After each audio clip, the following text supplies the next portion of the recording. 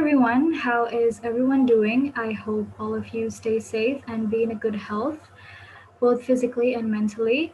My name is Gitasya. The last three digits of my student number are 130. Now, as you can see from the screen, the subject of my talk is the evolution of media industry in Indonesia. So, how has the landscape of the media industry in Indonesia evolved over time? So in my presentation, I'll be focusing on three major issues. The first one is the historical background of the press, and the second one is understanding the dynamics of the media industry in Indonesia, and the third one is ensuring citizens' rights to media. Now let me start with some general information about what media is. So the term media covers all the means of communication that have functions such as informing, raising awareness, education, socialization, entertainment, and agenda setting, including all kinds of oral, written, and visual images.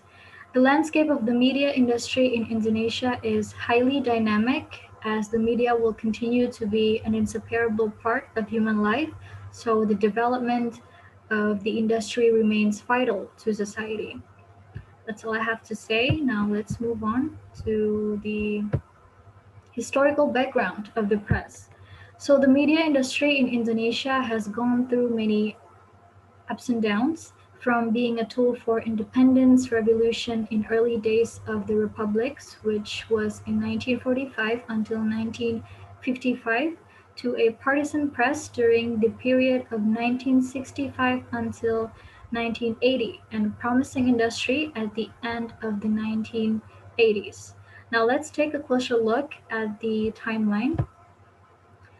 We can trace back the history of media during the early 19th century, where the Dutch established the first local general interest newspaper called Bataviasche Courant in 1816 and was changed to Javasche Courant not long afterwards. I'm sorry if I pronounced the word incorrect. Anyway, so this newspaper contained official announcements, regulations, and decrees of the Dutch government at that time. This newspaper was published continually until the Japanese occupation in 1942. Now let's moving on to the middle 19th century. There was about 30 Dutch newspapers were being published in islands, mostly in Batavia, but also the Lokomotif in Semarang, Mataram in Yogyakarta, and the Prianger Bode in Bandung. Again, I'm sorry if I pronounced the word incorrectly. And then the first Indonesian periodicals appeared, such as a magazine in Japanese, Bro Martani, began publication in 1855. Surat Kabar Melayu began publication in Surabaya in 1856, and both were financed by the Dutch. So this newspaper had a critical spirit of colonial rule and considerable influence. One of the journalists was Ernest Francois Eugene Doosdekker, the Indonesian Dutch nationalist and politician of Indo-descent. Do you recognize him, Doosdekker? History class in high school. Anyway, let's moving on to the early 20th century. In 1907, the first completely Indonesian newspaper called Medan Priaji began publication and followed by other newspapers like Darmo Kondo, Sinar Hindia, Utusan Borneo, published in Pontianak, Kalimantan, Benih Mardika, and Cahaya Sumatra in Padang, Sumatra. So, as we know, the circulations were small because, as might be expected, where as few as 5% of the population was literate in Indonesia, and there was little advertising. However, these early newspapers became instruments of communication among the early nationalist movement and fired the flame created by the Budi Utomo movement founded in 1908. Budi Utomo at first promoted Japanese culture values and pushed for access to Western style education. And as time went on, it became more political, promoting a nationalist spirit. Around at the same time, a flourishing publishing business grew up in the Chinese Indonesian. Some of the best known of these newspapers were Sinpo and Chunchihu and Sinshibao. And then moving on to the middle of 20th century, when the Japanese invaded the islands in 1942, all Dutch and most Indonesian newspapers were banned. The military governments established several newspapers, including Jawa Shinbun and Sinar Matahari in Yogyakarta. And there was also underground press sprang up, Merah Putih, the Red White, and Surakarta being one of the most notable publications in underground press. Now let's take a closer look at how was the press after independence in 1945. So during the President Sukarno's older regime, the press was given the room to grow, from a tool for struggle during wartime and to be a means for state propaganda. And yet there was also room for media that opposed the government called Bintang Timur and Berita Yuda. It was owned by the PKI, Indonesian Communist Party, and the Berita Yuda, which belonged to the army. So the political parties and government officials who might have opposing ideological values had their own newspapers. And then one of the most important medium that ever existed during President Sukarno's office was the national radio station, or known as Radio Republik Indonesia, which was founded in August 1945, almost as soon as independence was granted. Moving on to. So, the story of the rise in national consciousness is inseparable from the history of the press. Journalists and nationalists were in close association. Often they were one and the same. The press in Indonesia continued to develop and was used as a means of struggle against colonialism. There was also several figures of the Indonesian national government also used newspapers to publish their own writings aimed at independence, such as Muhammad Hatta, who wrote extensively in Jakarta's Daulat Rakyat and was the editor in chief of Putusan Indonesia, published in Yogyakarta, and also Sukarno, who wrote a lot, involved in publishing Fikiran Rakyat in Bandung. Now, how was the Indonesian press under the Suharto regime? The government started to intervene in the media. Strict regulations were put in place to prevent the media from opposing the state's views. Media companies were owned by either government officials or those who had close relations to Suharto. Other media which opposed the governments were most likely to be banned. The New Order regime under Suharto curtailed much of the public sphere, including strict curbs on press freedom. So the press was limited in its criticism towards the government by using a variety of methods, which was formal and informal censorship, the banning, both temporary and permanent, of publications that overstepped the mark, and a strict licensing regime for all news publications, and the monitoring and control of journalists through a state-sponsored journalists association. Now let's take a closer look at how the national magazines during the Suharto era. The political ideology imposed by the state very much dominated the media. Simply put, the media at that time became the medium through which the governments disseminated its views. For example, the press industry had to face a series of bans for their dissenting news about the government, such as the case of Kompas, Tempo, and Sinar Harapan.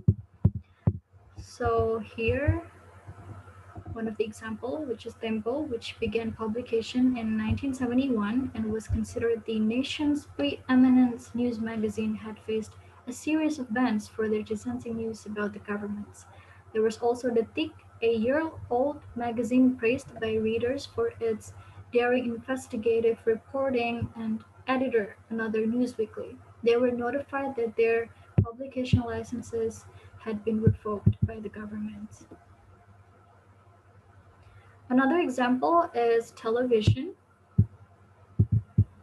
Its radio stations during the Suharto era. Under Suharto, radio stations were required to carry the news broadcasts from the state. They were banned from doing independent reporting. The Association of Radio Station Owners was headed by Suharto's daughter, and licenses were given out to party faithful. Another example is television. So there was only one state-owned television station, which is TVRI, in which all content was fully controlled by the government. And the first private television station, RCTI, belonged to Suharto's third child, Bambang Trihatmojo. And then SCTV followed as the second private television station. This was owned by Sudwi Katmono, a cousin of Suharto, and then followed by Siti Hadianti, Suharto's daughter, started an education television station TPI, which aired using the state-owned TVRI's transmission network. And then finally, the government allowed them also to become freer to air TV stations, a move that has changed the nature of television in Indonesia to this day. Now, moving on to the publication permits for national newspaper. Similarly, the publication permits, or known as SIUPP, Surat Izin Usaha Penerbitan Pers, press publication, press business permit for national news magazine were only granted to those who had close connection to the president or political establishment.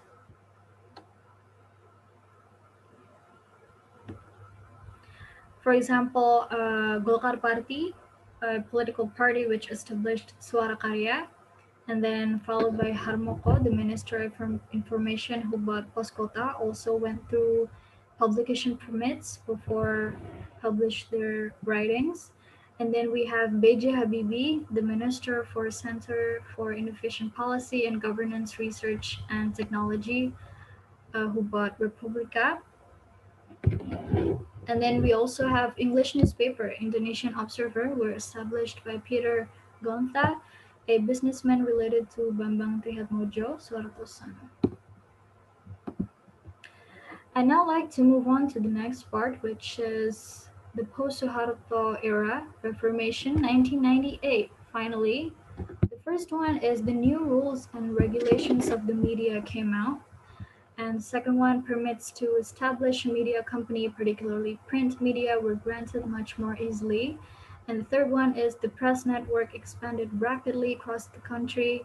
And the last one, during the period of 1998 until 2000, the governments granted almost 1,000 permits for newspapers, although in the long run, only a few survived, mostly by expanding their coverage or being taken over by the other or larger group. When Suharto relinquished power in 1998, policies on the press and the media in general were subsequently revisited and revised. New newspapers and other media began to emerge, and those once banned, such as Tempo, returning to business. This period can be seen as one of the revival for the media, particularly the press industry. So, while the diversification and expansion were part of the media company's strategies to survive under the strict rule of Suharto's presidency, they are now an effective means of gaining more profit, which has become the primary motive of any media business. Now we're on to the second subtopics, which is understanding the dynamics of the media industry in Indonesia. Now, these are the several landmark changes, which I will explain briefly. The first one is the wave of media companies' competency, mergers, and acquisitions.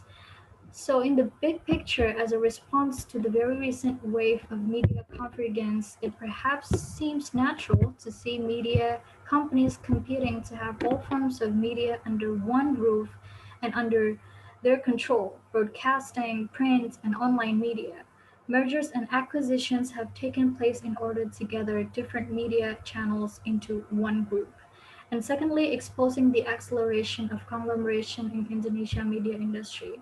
So nowadays, 12 big media groups control most channels in Indonesia. Most of these have also other property-related business, such as Kompas Group, which has convention center, property business, and CT Group, which also owns banking business and trans property business. Moreover, since the owners of these media groups are also politicians, They will benefit from their own media and use them to steer public opinion in their favor. And the third one is the difficulty to survive amidst the competition with bigger media groups. So, uh, as a result of this convergence, local media have become the most effective alternative means of providing citizens with information that is relevant to them and of salvaging the media's role as a public good. In the development process, however, they have found it difficult to survive amidst the competition with bigger media groups. As a matter of fact, these bigger media groups have also bought up the local media, and as a result, citizens were being provided with pieces of information that are not useful and relevant to them. Fourthly, the rapid adoption of the internet. The rapid adoption of the internet has changed both the workings of the media industry and citizen strategies for engagement. Online media have developed rapidly over the past few years. On reflection, the growth of online media seems to be closely related to the mobilization of society, for instance, facilitating social interaction via mobile phones. Now, this is the progress bar of media in Indonesia by 2017. The Press Council estimated that the number of media in Indonesia reached 4,700 outlets. Of these, as many as 2,000 um, printed media, and then followed by 1,166 radios, and then 674 televisions, and 43,300 online media. A large amount of media is not followed by the level of media professionalism. Only a few healthy media are able to run regularly to attract advertisements and to pay salaries. We have now arrived at a situation where the role and position of citizens in the Indonesian media sector has probably been completely undermined. With the media motive, citizens no longer feature in this sector, which is what is left before the media industry is consumers. This has serious implications. On the one hand, the media no longer serve their purpose of providing and creating a public sphere that is central to the developments of democratic and civilized society. We're finally arrived at the last subtopics, which is ensuring citizens' rights to media. Greater media penetration would encourage greater governmental responsiveness. Better journalist training would produce a more professional and, it was hoped, a more conscientious press. Public support for a free press and for freedom of information laws would be necessary. With the rapidly growing conglomeration and concentration of ownership in the Indonesian media, there is an urgent need for government intervention to ensure citizens' roles beyond that of the media consumers. There is no other way for the government to achieve this except through strong leadership reflected in an appropriate, strong media regulatory framework which has a clear bias towards protecting citizens' interests and rights while balancing corporate interest for profit. That is all from my presentation. Thank you so much for listening. It was a pleasure to bringing up this topic from my presentation.